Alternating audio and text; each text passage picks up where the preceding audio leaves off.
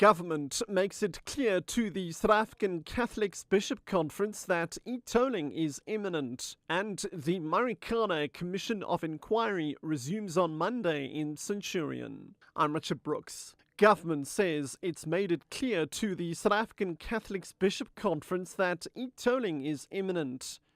Deputy President Kgalema Motlanthe addressed conference delegates in Pretoria.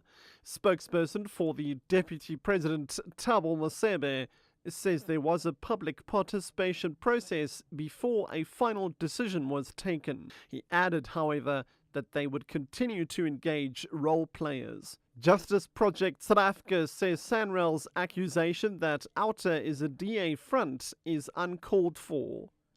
The DA today donated 1 million rand towards court costs for Outer to fight e-tolling in the appeals court.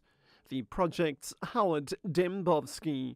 The misinformation being displayed by SANRAL that Outer's case is unwinnable due to the Constitutional Court having handed down a ruling is absolutely astounding and misleading. Whilst we see the donation by the Democratic Alliance as an opportunistic political move, this is exactly what politicians do, and suggesting that this qualifies Outer as a front for the DA is simply ludicrous. The DA in Parliament has expressed disappointment over a decision by the Speaker of the National Assembly and the chairperson of the NCOP not to invite US President Barack Obama to address a joint sitting of the two houses. DA leader in Parliament Lindiwe Mazibuko says she will appeal to President Jacob Zuma to call a special parliamentary meeting for the American president's visit. I think it would be a mistake for South Africa not to do so, particularly given our position as Africa's biggest economy. This is a very significant meeting. There's no downplaying it. It is a state visit.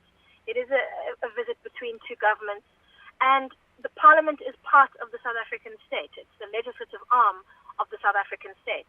And what we should do is open our doors and facilitate an opportunity for President Obama to do what he did in Ghana and what President Goodluck Jonathan did here in South Africa and address our parliament, address our nation. The Marikana Commission of Inquiry will resume on Monday in Centurion.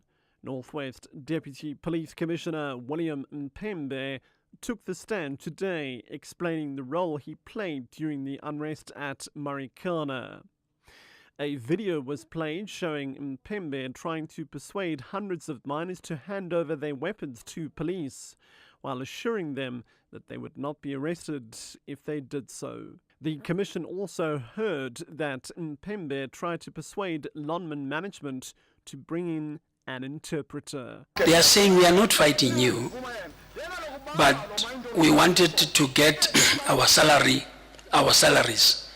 We are working at the mine underground, but we are not fighting. In my understanding by that time, it was saying, no, we are not fighting you, but we wanted to get our salaries increased with the Lonmin mine.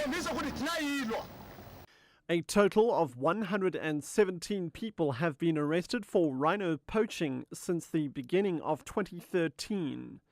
According to a media statement of the Department of Environmental Affairs, 53 of the suspected poachers were arrested in the Kruger National Park. The arrests come as the number of rhino poached in South Africa since January rose to 394.